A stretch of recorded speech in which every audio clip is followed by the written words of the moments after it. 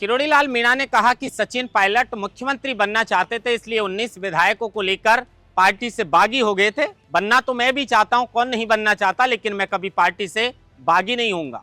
किरोड़ी लाल मीणा का हाल ही में दिल्ली दौरा था, उसको लेकर भी एक बड़ा बयान सामने आया। उन्होंने कहा है कि मैंने अपनी बात पहुंचा दी है। तो क्या किरोड़ी लाल मीणा ने आला कमान तक अपनी बात पहुंचा दी और क्या आश्वासन मिला होगा, इस पर भी चर्चा करेंगे।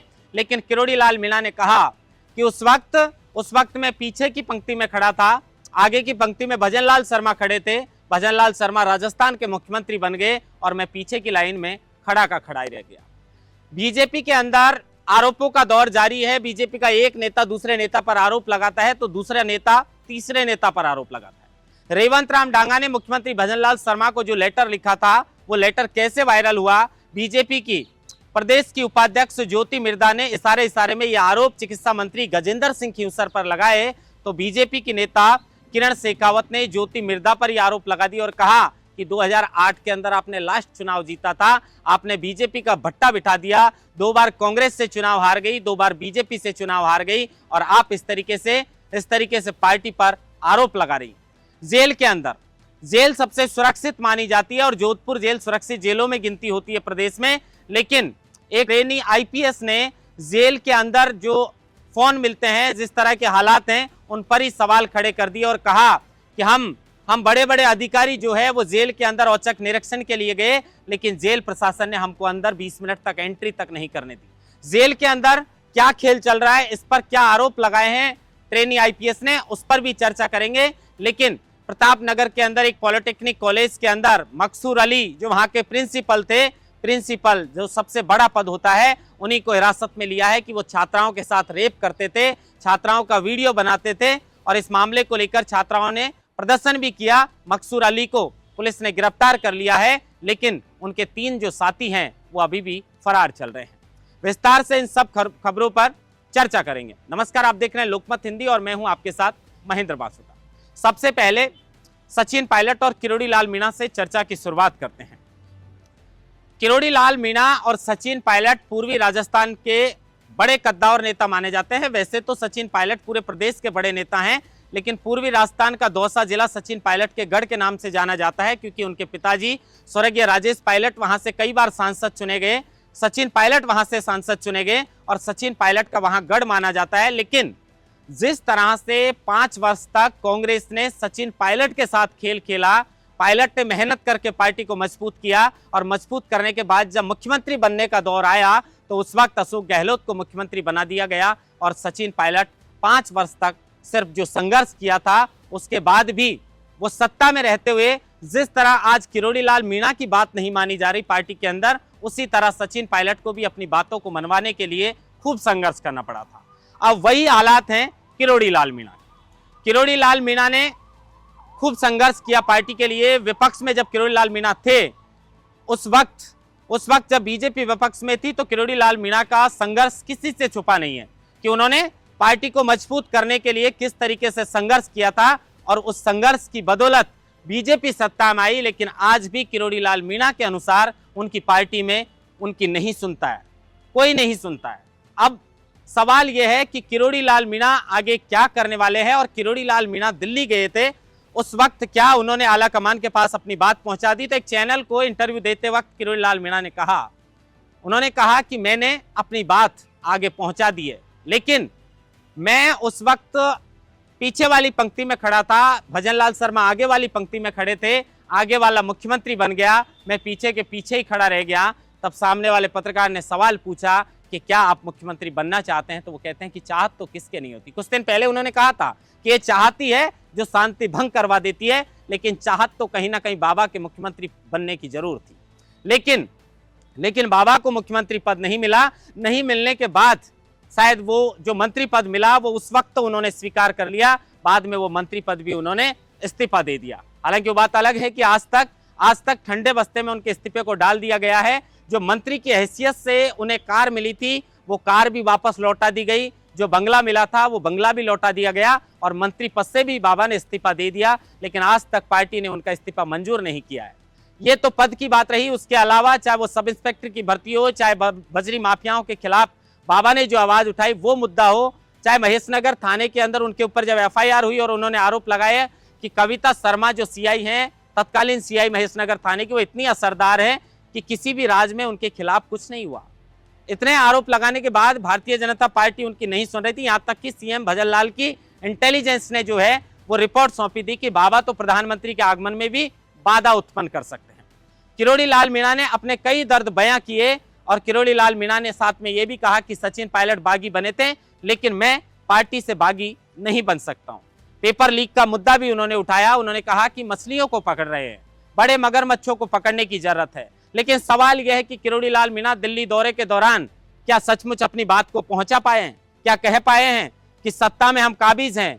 जिन मुद्दों को भुनवाकर हम सत्ता में आए हैं, उन मुद्दों को अगर मार दिया जाएगा तो जनता फिर हमारे ऊपर कैसे विश्वास करेगी? मेरी कोई सुनता नहीं है।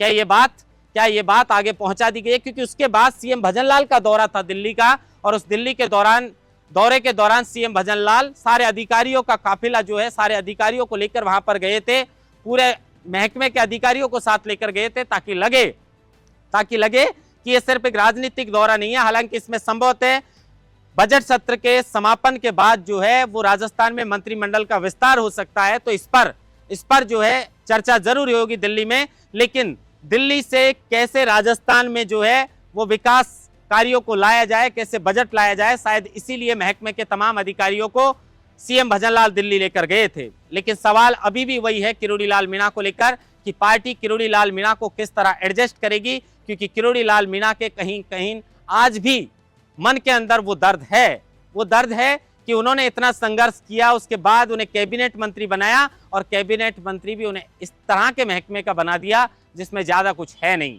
शायद बाबा के समर्थक तो पहले ही कह रहे थे कि उन्हें मुख्यमंत्री बनाया जाए। अगर किरोड़ी लाल मीणा को डिप्टी सीएम भी बना दिया जाता तो शायद वो संतुष्ट हो पाते, लेकिन अब ऐसे लग रहा है। हालांकि किरोड़ी लाल मीणा कहते हैं कि मुझे पद का कोई लोभ लालच है नहीं, लेकिन हर नेता संघर्ष करता है तो वो उसके पद की भी एक लालसा होती है। लेकिन किरोड़ी लाल मीणा को लेकर पार्टी ने जिस तरीके से उनके संघर्ष को नहीं समझाया उनके समर्थकों के मुताबिक, अब आगे भविष्य में किरोड़ी लाल मीणा के साथ क्या मंत्रिमंडल का जो विस्तार होने वाला है उसके अंदर क्या उनका महकमा बदल दिया जाएगा, और क्या राजस्थान की सरकार में किरोड़ी लाल मीणा जो भी मुद्दे उठाएंगे, चाहे वो भर्ती पेपर लीक का मामला हो, चाहे वो बजरी माफियाओं का मामला हो, चाहे कोई और मुद्दा हो, क्या सीएम भजनलाल उनकी सुनेंगे? क्योंकि मैंने कहा शुरू में कि जिस तरह 5 वर्ष तक सचिन पायलट के हालात रहे, अशोक गहलोत सरकार में उनकी नहीं सुनी गई। अजमेर से लेकर जयपुर तक आरपीएससी को भंग करने के लिए कई बार सचिन पायलट ने आवाज उठाई, लेकिन किसी ने नहीं सुनी। आज किरोड़ी लाल मीणा के साथ भी यही हो रहा है। लेकिन किरोड़ी लाल मीणा दिल्ली जाने से पहले यह भी कहकर गए थे कि मैं किसी से डरने वाला नहीं हूं और मेरे लिए कोई लक्ष्मण रेखा भी नहीं है जिसको मैं लांघ नहीं सकता।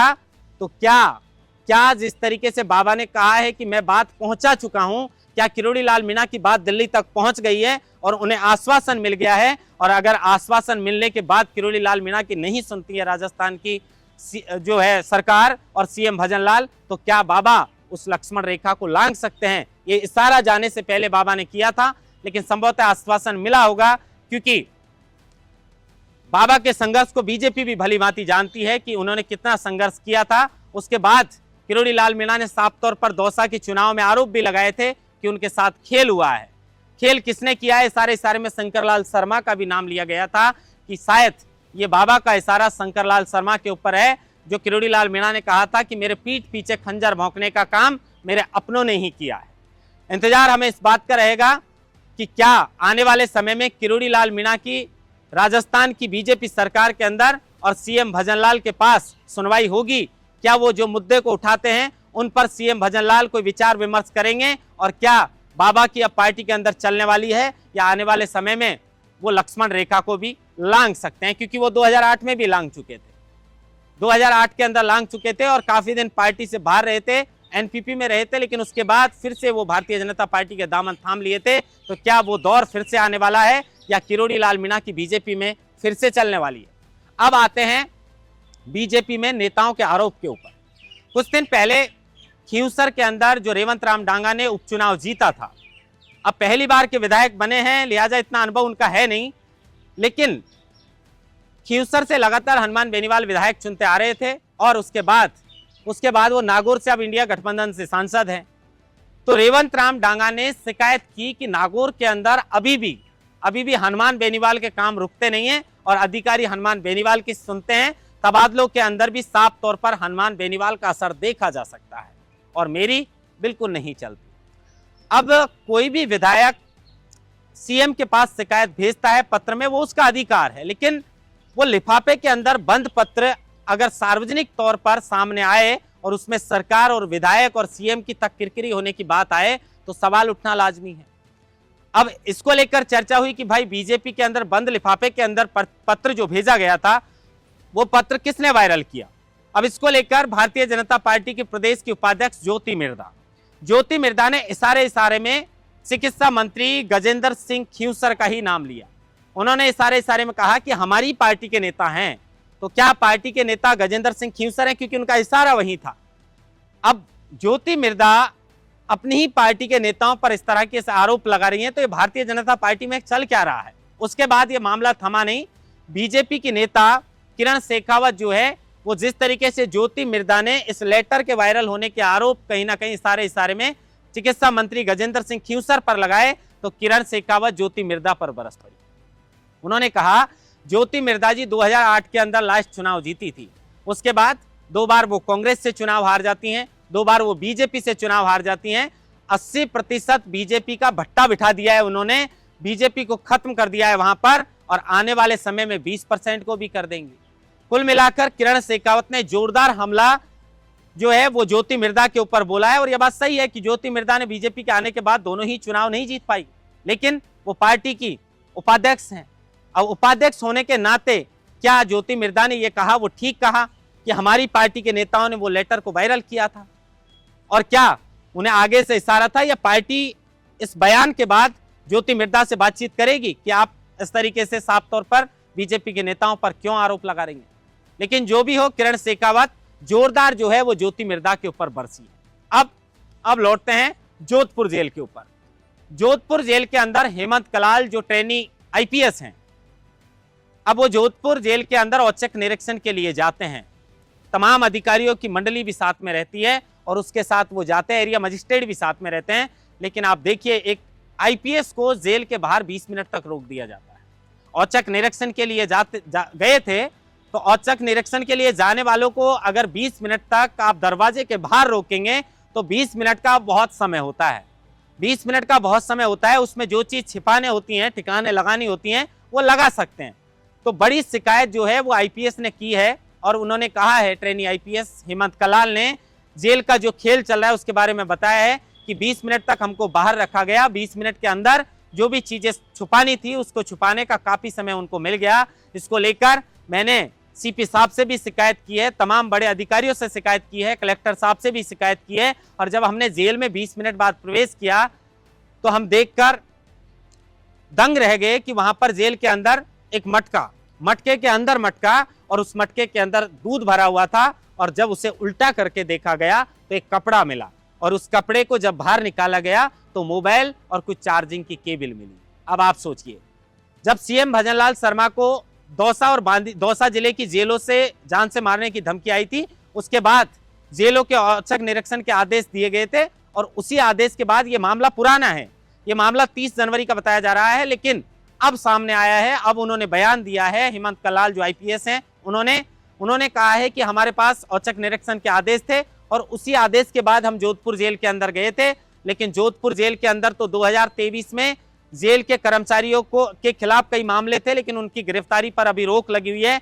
हमको जेल के अंदर जाने से रोक दिया गया, 20 मिनट तक इंतजार करवाया गया, और उसके बाद जेल के अंदर से मोबाइल बरामद हुए। अब वो मोबाइल भी गलती से बरामद हो गए, शायद उनको लग रहा होगा कि आईपीएस साहब की जो टीम आ रही है वो कहाँ मटके को उल्टा करके देखेगी, कहाँ उनको मोबाइल मिलने वाले हैं। तो कुल मिलाकर आईपीएस ने जेल के अंदर जो खेल चल रहा है उस पर सवाल लगाए हैं, उसने सवाल उठाए हैं कहीं ना कहीं, और एक सुरक्षा पर, जेल के अंदर जो सुरक्षा है उस पर क्वेश्चन मार्क जरूर लगा इस मामले को लेकर। लेकिन सवाल यह है कि जेल के अंदर क्या ये सब होना चाहिए? अब हो ही रहा है, सामने है। जब एक राजस्थान के मुख्यमंत्री को जेल से मारने की धमकी मिलती है, वो मोबाइल जेल के अंदर बरामद होता है, और अब आईपीएस इस बात की पुष्टि करते हैं कि हमने जेल के अंदर उल्टे मटके के अंदर एक कपड़े को निकाल कर देखा तो मोबाइल मिले हैं।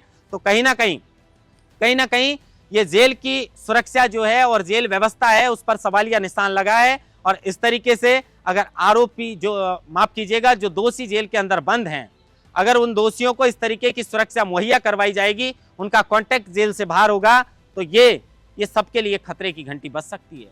जेल के अंदर इस तरीके की व्यवस्था नहीं होनी चाहिए और इसके लिए विटनेस की जरूरत नहीं है। आईपीएस जो है हेमंत कलाल वो साफ तौर पर कह रहे हैं।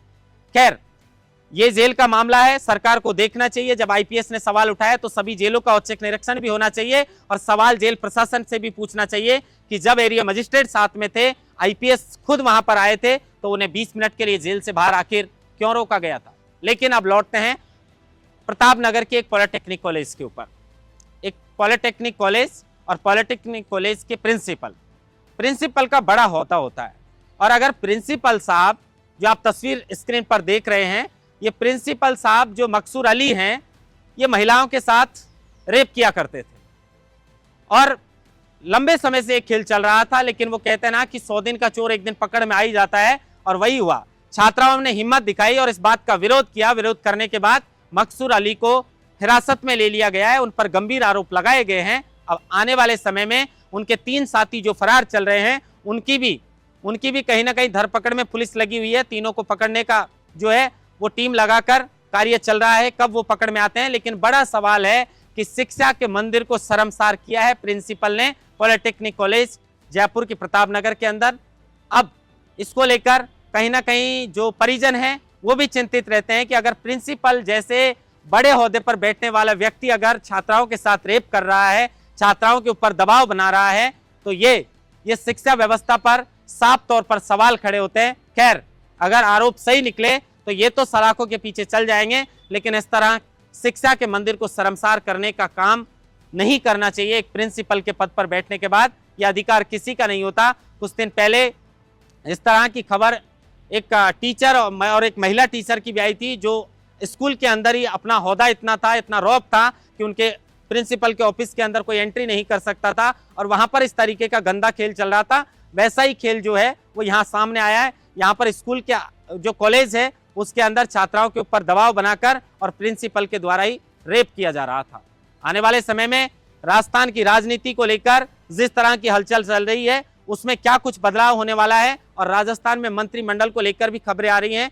जो विधानसभा का बजट सत्र है, इसका खत्म होते ही मंत्रिमंडल का विस्तार जो है वो जल्द किया जाएगा। तो इंतजार इस बात का भी रहेगा कि राजस्थान में कौन से मौजूदा मंत्री की छुट्टी हो सकती है और कौन से मौजूदा मंत्री का विभाग बदल सकता है और कौन से विधायक को जो है वो मंत्री बनने का मौका मिल सकता है। और किरोड़ी लाल मीणा को लेकर बीजेपी पार्टी क्या कुछ करेगी, कैसे एडजस्ट करेगी, और आने वाले समय में किरोड़ी लाल मीणा को कैसे पार्टी शांत करेगी। महेंद्र बास्ता, लोकमत हिंदी, जयपुर।